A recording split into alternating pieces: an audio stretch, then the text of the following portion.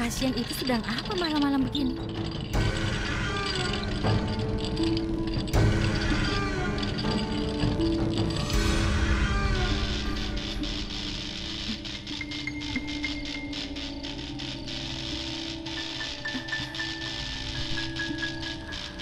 Mungkin dia perlu sesuatu.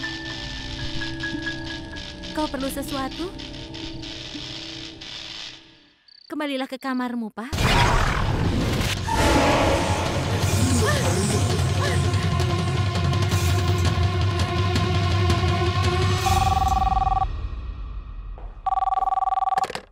Halo? Pak, dia kembali. Bicara apa kau? Aku bisa merasakannya, Pak. Jangan bicara omong kosong. Halo? Halo?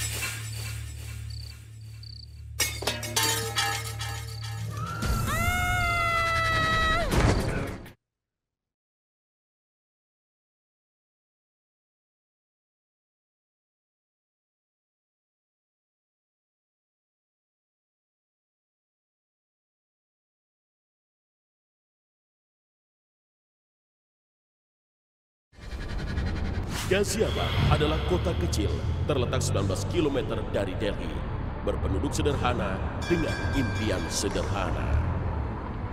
Semua hal di sini tidak ada yang luar biasa, tapi ada satu kejadian di rumah sakit kota yang menciptakan kekacauan pada banyak orang. Ini adalah kisah Prakash. Karena satu kesalahan yang dibuat seorang dokter, Prakash mengalami peristiwa keluarnya jiwa dari tubuh dan jiwanya terperangkap antara kehidupan dan kematian.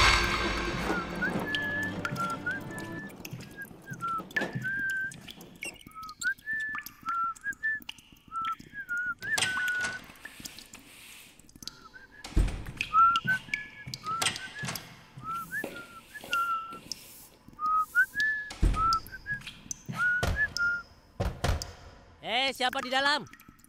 Aku harus membersihkan kamar mandi ini. Sepertinya tidak ada orang. Tapi sepertinya ada orang.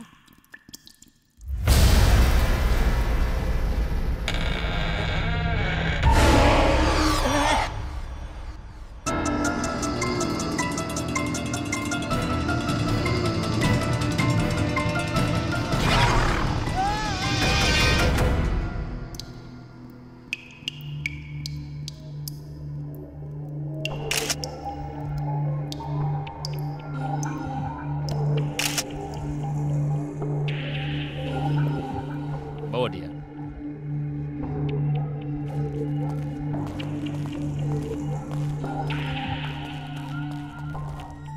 Dr. Vivek, kita bisa ketahui penyebab kematian dia setelah laporan otopsi. Tapi ini kasus pembunuhan.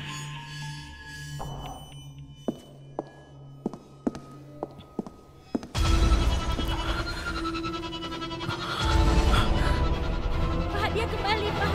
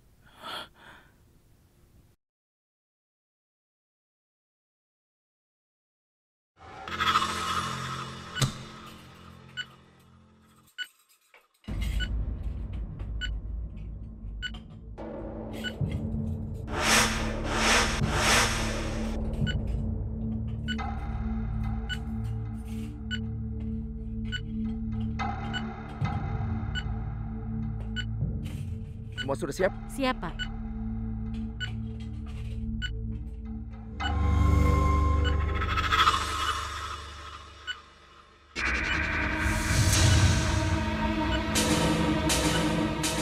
Dokter?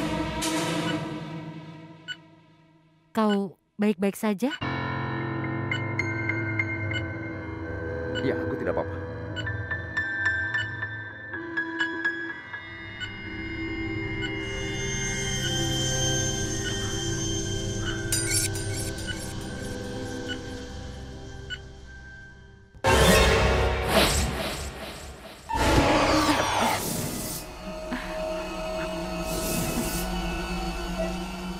Dokter? Dokter? Dokter? Oh, iya. Lupakan yang terjadi di masa lalu ya. Iya. Maaf semuanya. Ayo kita lanjutkan.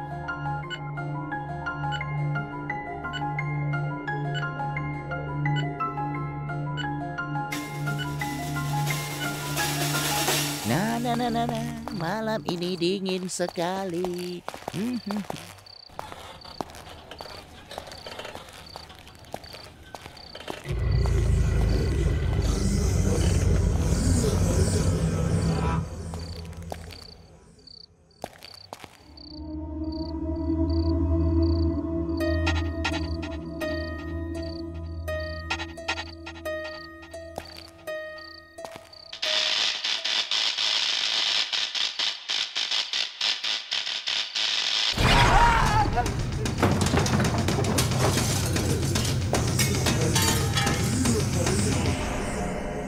Dokter?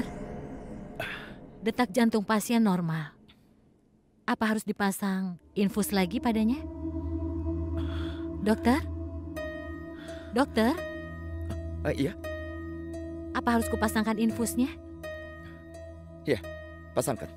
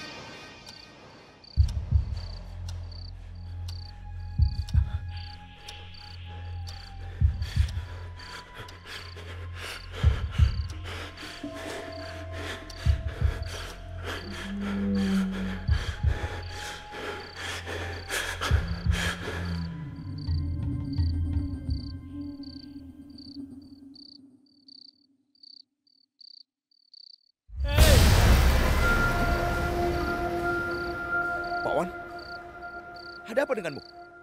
Siapa yang lakukan ini padamu? Ayo katakan sesuatu, Pak Wan. Brakas, Brakas, Brakas. Dia kembali. dengar Pak Wan. Kau pasti sudah salah lihat. Cobalah kau ingat. Katakan siapa yang melakukan ini. Tidak. Pawan! Pawan!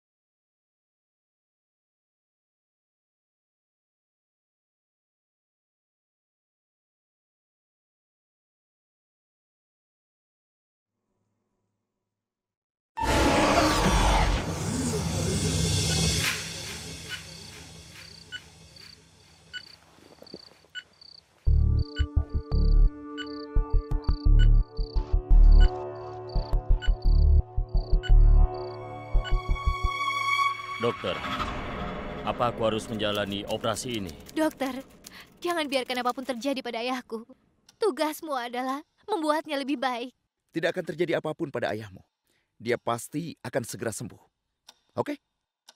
Dokter, dia hanya punya diriku.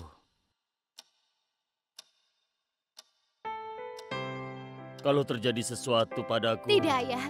Jangan bilang begitu. Jangan khawatir, tidak apa-apa. Aku tunggu di luar ya.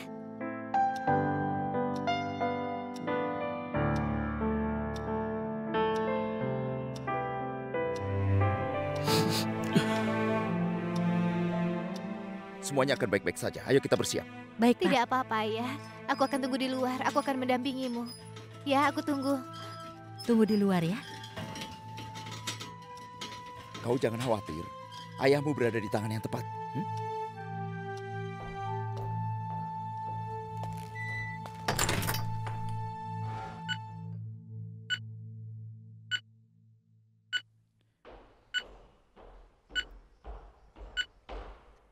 Apa semuanya siap? Siap, dokter. Bagaimana perasaanmu? Dokter, dokter, putriku memerlukanku. Tenanglah. Ini akan segera selesai. Tenanglah. Coba kau periksa itu. Suster, pisau bedah. Terima kasih.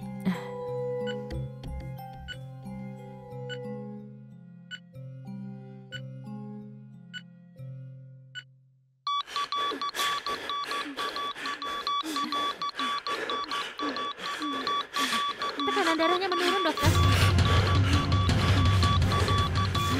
Sekarang naik sampai 110. Kenapa bisa begitu? Tekanan darahnya turun lagi. Suster, apa kau sudah periksa gula darahnya sebelum dilakukan operasi?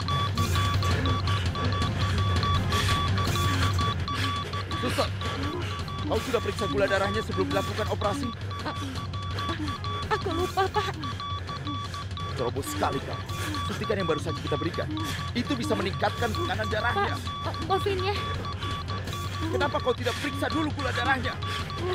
Keluar! Keluar! Keluar! Tapi... Kau ke sana dan bantu aku memulihkan. Iya. Kita mulai. Oke?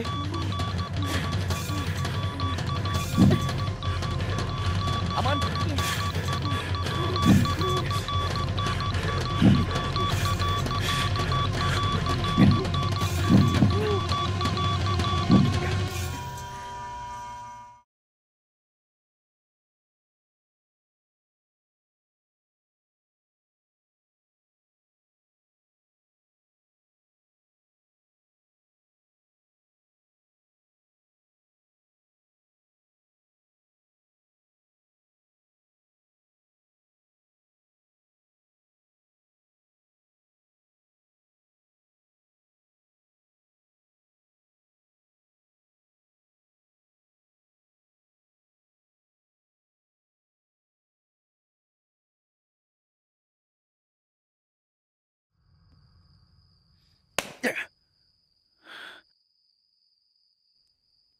Itu adalah mimpi buruk.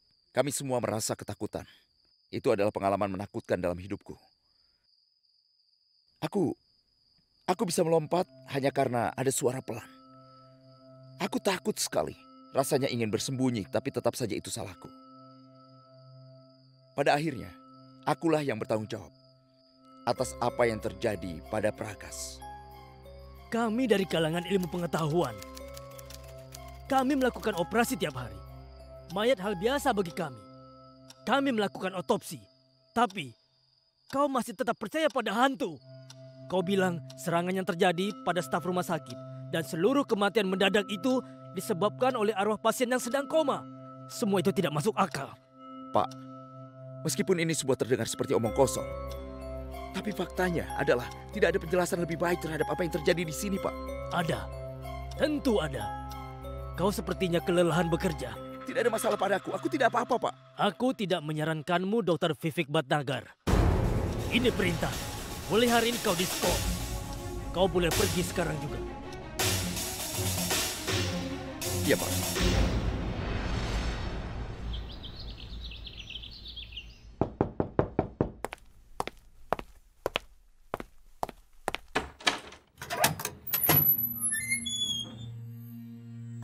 Dokter, kebetulan sekali. Silakan masuk.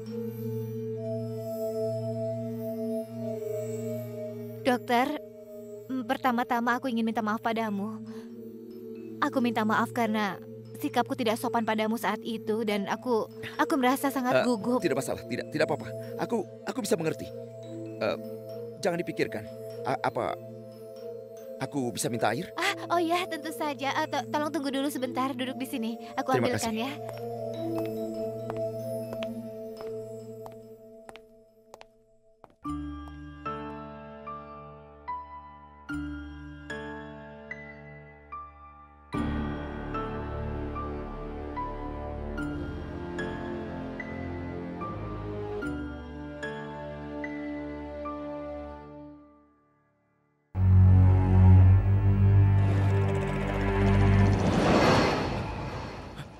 Airnya.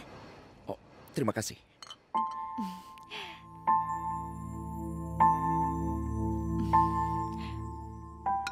Ayah selalu merasa bangga padaku. Setiap saat aku mendapat penghargaan, dia akan sangat bangga padaku. Kau tahu apa yang diimpikannya? Dia ingin aku menjadi seorang dokter. Aku akan lakukan apapun untuk mewujudkan impiannya. Tapi sekarang apa yang terjadi? Sekarang dia tidak bisa bermimpi atau menemukan kebahagiaan lagi untuknya. Dia sedang koma. Aku tidak tahu apa dia akan tersadar atau terus tidak sadarkan diri seperti itu. Aku minta maaf, Reva. Dokter tidak perlu minta maaf. Ini semua memang sudah ditakdirkan. Tidak.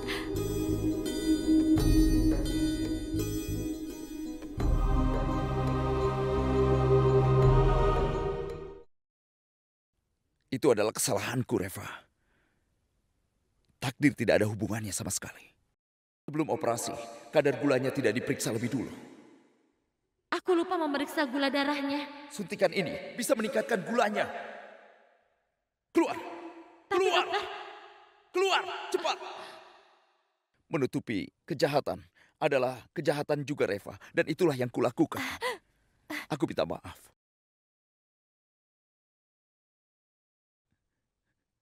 Usaha keempatku juga gagal. Keluar dari rumahku. Keluar sekarang juga.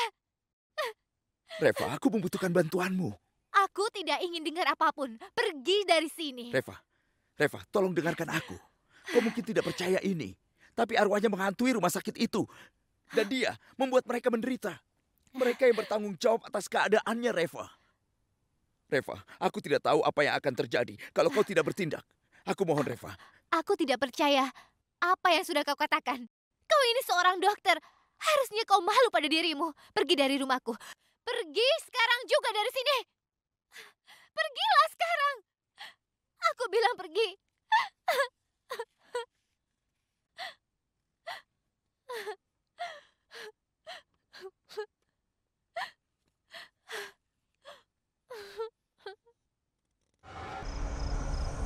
Aku harus bilang apa?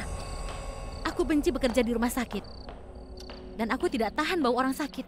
Aku sudah bekerja selama 14 tahun. Sampai sekarang aku belum istirahat. Hanya satu hal yang ingin kulakukan saat ini. Aku hanya mau tidur. Aku sudah mengantuk. Besok saja kau telepon aku lagi ya. Iya, sampai nanti. Sekarang ini aku hanya mau istirahat. Sudah besok saja ya. Oke, sampai nanti.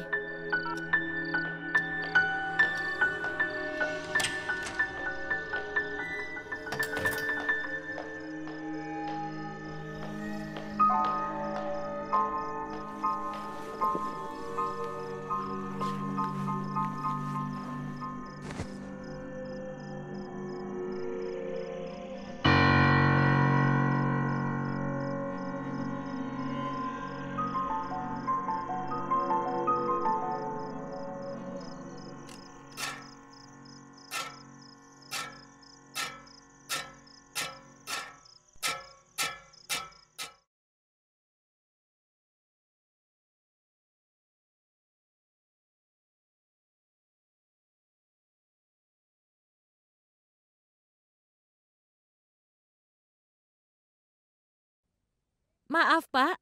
Apa yang sedang kau lakukan di sini? Kenapa kau tidak kembali ke kamarmu?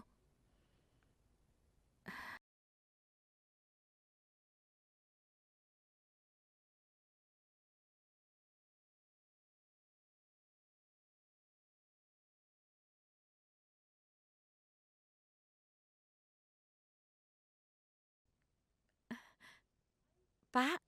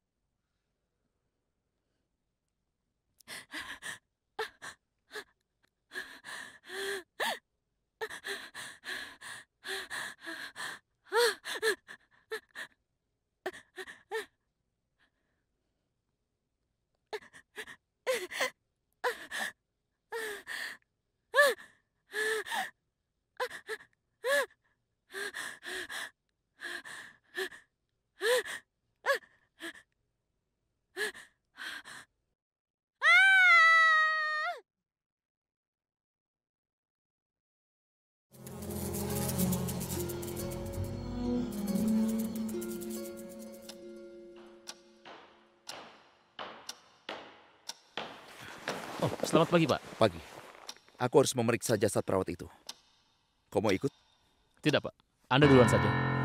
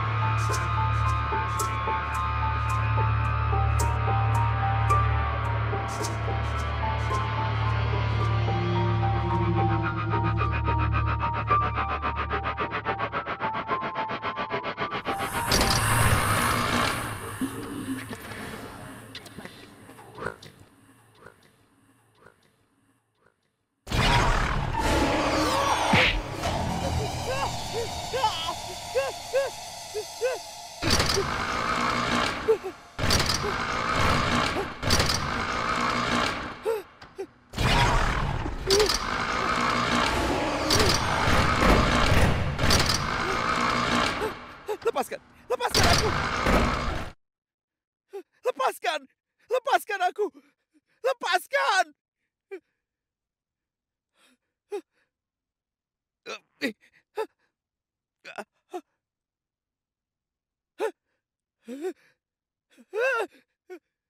Lepas!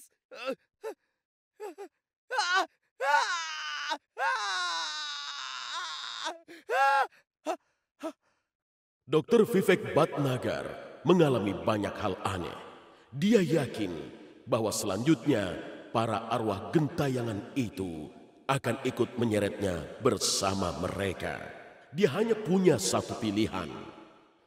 Dia harus meyakinkan Reva agar dia bisa menyelamatkannya dari kematian. Meskipun sudah banyak kejadian aneh, aku masih belum bisa terima kenyataan. Prakas dalam keadaan koma. Bagaimana dia bisa melakukannya? Aku tidak habis pikir. Kejadian semacam ini menurutku di luar ilmu medis. Tapi dengan melihat kejadian yang menimpa banyak orang, aku merasa takut. Aku menunggu saatku. Aku tahu, akulah orang yang berikutnya. Kapanpun juga. Aku bisa saja mati, dan aku hanya menunggu saatku tiba.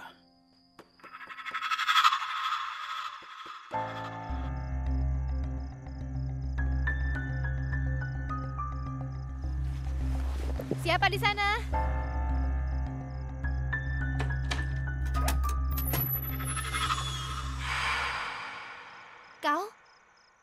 Apa kau kemari lagi? Ku bilang aku tidak mau mendengar apapun dari suaramu. Tapi ada banyak hal yang harus aku katakan. Dan kau siapa? Dia ahli spiritual. Dan dia sangat paham tentang dunia arwah. Dan dapat merasakan keberadaan mereka. Aku tidak percaya ini. Apa kau mau mencoba membuktikan lagi? Ayahku yang belum meninggal dan masih terbaring koma, arwahnya bergentayangan di rumah sakit dan membunuhi orang. Kalian berdua mencoba untuk membujukku untuk percaya omong kosong ini? Sulit dipercaya. Kau mungkin tidak percaya.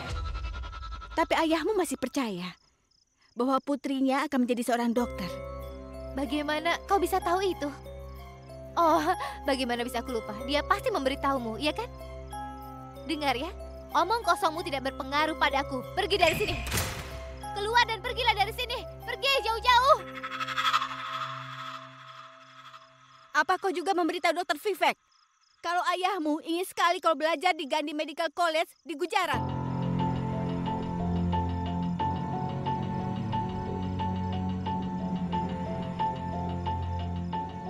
Bagaimana dia bisa tahu hal ini? Hanya aku dan ayah yang tahu tentang hal ini.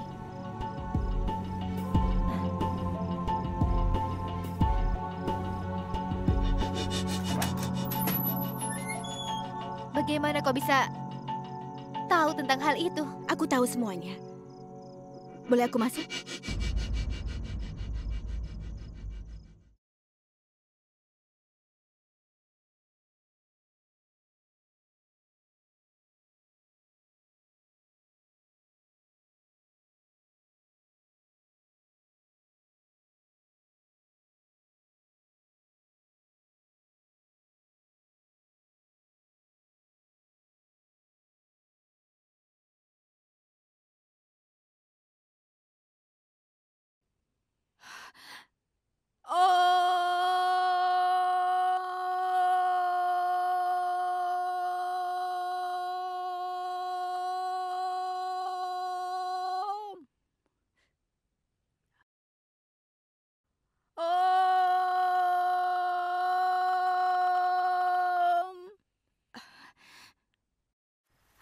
Apa kau merasakannya?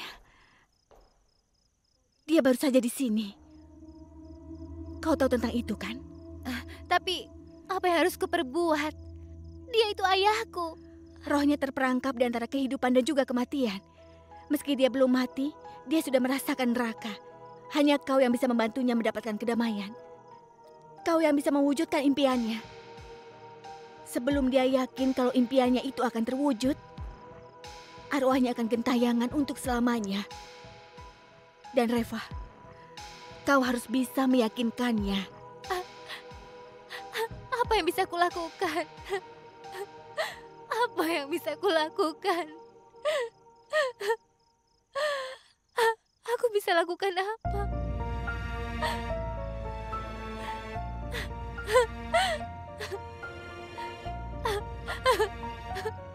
Hanya kau yang bisa membantu arwahnya tenang. Tolong mengertilah, Reva.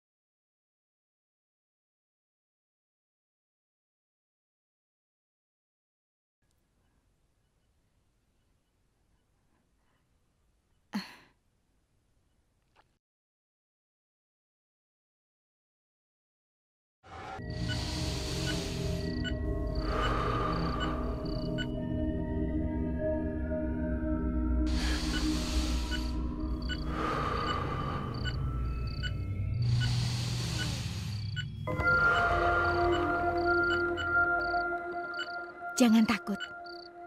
Keluarkan isi hatimu dan katakan semuanya. Tolong jangan ragu, Reva. Ayo.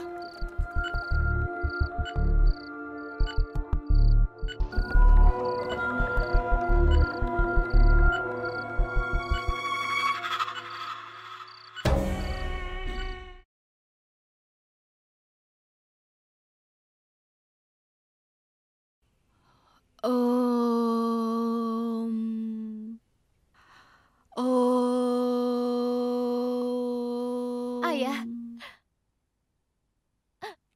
Ayah adalah orang baik. Ayah tidak mungkin menyakiti orang lain. Aku benarkan.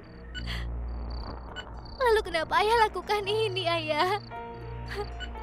Kenapa ayah lakukan ini? Kenapa ayah membunuh mereka? Apa ayah bisa kembali lagi dengan menyakiti mereka?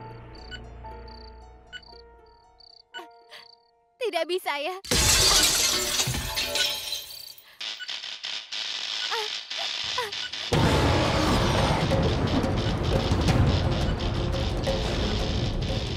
Ayah, kumohon hentikan ini, Ayah. Jangan lakukan ini. Jangan membunuh siapapun. Aku selalu merindukan ayah. Aku kan selalu merindukan ayah. Aku ingin mengingat ayah karena kebaikan ayah.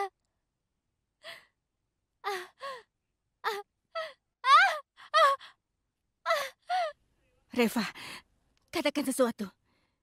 Bicara padanya. Pengaruhnya tidak mudah hilang. Bicaralah padanya.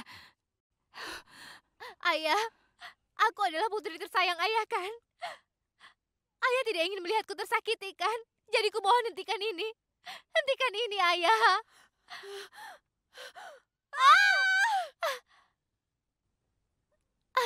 Prakas! Prakas! Aku tahu. Aku telah melakukan kesalahan besar.